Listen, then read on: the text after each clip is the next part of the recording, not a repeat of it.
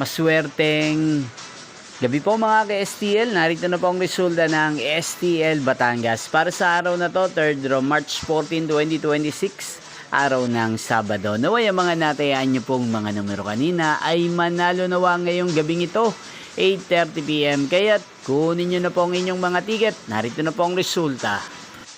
Ang mga numerong nanalo sa STL Batangas ngayong gabing ito, March 14, 2026, 8:30 PM. Third draw result, 25 at 20 in exact order. Again, 25 at 20. At ngayong gabing ito sa STL Batangas, atin pong i-shoutout si Kuya Carlo ng Batangas na nanonood po ngayon sa channel na to. Shoutout po sa inyo Kuya Carlo. Sana po ay nasa maayos kayong kalagayan.